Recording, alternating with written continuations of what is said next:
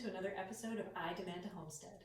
My name is Amanda, and today what we're going to be talking about is our second video in our series on how to make Coppa. So Coppa, which we kind of talked a little bit more about in the first video, is a pork cut. It's a cut from the shoulder or the neck of the pig, and it's kind of a series of kind of long muscles that when grouped together form this kind of nice round shape. When you dry cure it and slice it nice and thin, I think that it's a good rival for a prosciutto, and it is much easier to make. So what we're going to do, we did in the first video, we had our cut of Coppa, which we then packed in curing salt, prog powder number 2, as well as salt. And then this one we did some chipotle pepper, this one we did black pepper, and so after it has been in the Ziploc bag and in the fridge for 3 weeks, kind of allowing enough time for that cure to penetrate, because for these you need at least 1 week for every inch of thickness into the center of this piece of meat. So given the size of it, 3 weeks is about right. So now that we've kind of done that, we're going to get it ready. We're going to wash off the cure, and then we're going to get it tied up so that it is ready to hang in our curing chamber, just like this one is ready to go. Okay, and then we'll show you kind of what it looks like when it's in the curing chamber. So I'll put this one away for now. So the first thing we're going to do with this one is we're going to cut open the bag, and then we're going to wash the extra cure and spices off, because all of that's already penetrated, so we don't need the rest of it on there. Now we have it all washed off, and what I'm going to do is I'm just going to kind of look for kind of loose pieces of connective tissue or meat. We want to cut those off, and the reason we want to do that is any kind of loose pieces or kind of crevices are a good place for bacteria to grow, so we want to kind of make sure that we trim them off. Some people will trim these off before they do the curing. I usually wait, because I find that when the meat is a little bit dried out after being in the fridge with the cure, it's a little easier for me to see where these flaps are, but it's up to you. You can do a little bit before and a little bit after, whatever you like. So I'm pretty happy with it now. It's pretty trimmed up. Now what I'm going to do is weigh it, because what we needed to do when we put it in the curing chambers, we needed it to dry, and in order for it to become inhospitable environment for bacteria and an edible, nice product. So what we're looking for is for it to lose about 30% of its weight. So for this one, it's going to probably take it about 8 weeks to do that, because it's pretty big. So it's crucial that we keep track of the weight so we know exactly when it's lost that 30%. All right, so I've got my digital scale here. Turn that on. And then I'm going to zero it, so that way right now it thinks the plate weighs nothing. So then I put my Coppa on there, and it weighs 1,392 grams. Now what I'm going to do with it is I need to kind of tie it up so that way it's going to stay in a nice kind of round tube shape. The reason why that's important is you want it to dry evenly, because this is a big piece. It's going to take a while to dry, so you want to make sure that it's a nice smooth shape so that one end doesn't get too dried out and too salty, while one end is not cured enough and therefore not edible. So what you can use butcher's twine, and you can use a method called trussing, and there's lots of good YouTube videos on how to do that as well. I tend to cheat a little bit, and I have bought some of this kind of netting which goes over it. It just stretches. I mean, I have to fight with it a little bit to get this over here because this is pretty big, but I find this works pretty well. I've trussed them a few times too. I think this is just easier. It takes me less time. But if you only have your butcher's twine, or you're trying to save a little bit of money, this is easier too.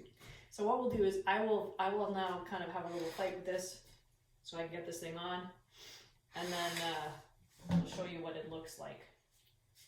So I'll start with the narrow end, and I kind of just, you can try and kind of get a little bit more open if you want to. I found the easiest way for me is to just kind of start, and of course it's a little bit slippery, and then I kind of just will walk that up and over. You can you'll find that there'll be some gaps in the netting, but you can even those out as you go along.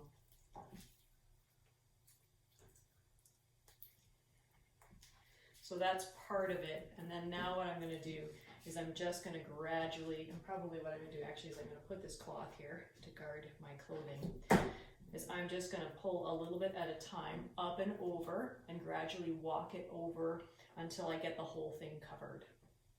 So now I've finished getting this netting over. It always takes me a while. It's a bit of a struggle, but there we have it. It's all kind of netted up. I'm going to tie a knot in the bottom. This is very important because you don't want this thing to slide through.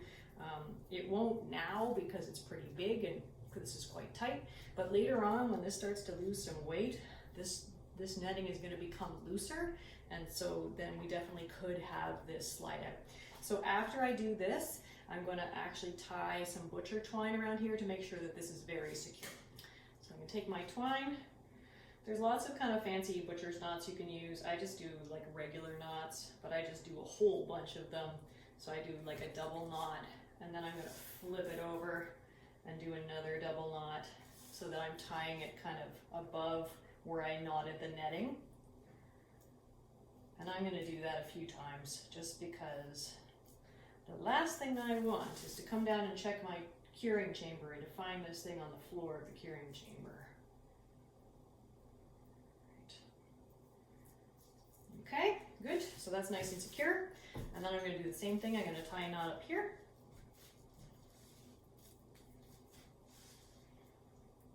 Okay, I'm actually going to put 2 knots up here.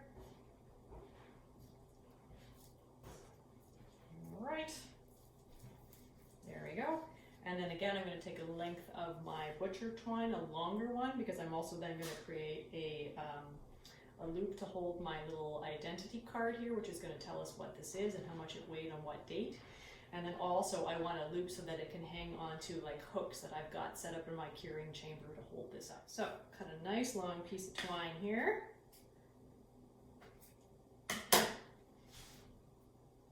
again, very tight knots. Double knot. Flip it over, and another double knot. 1,392 grams. Let me write that down. Okay. Then I'm going to slide that on. This keeps the label, the extra knot just keeps the label away from the meat.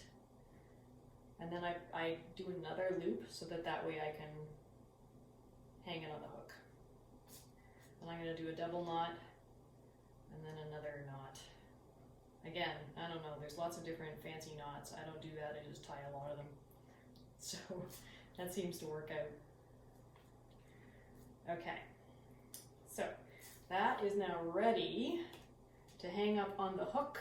I'm going to probably just trim off this excess because I don't want this hanging against the meat where moisture can kind of have access. So that's ready to hang up and put into my curing chamber.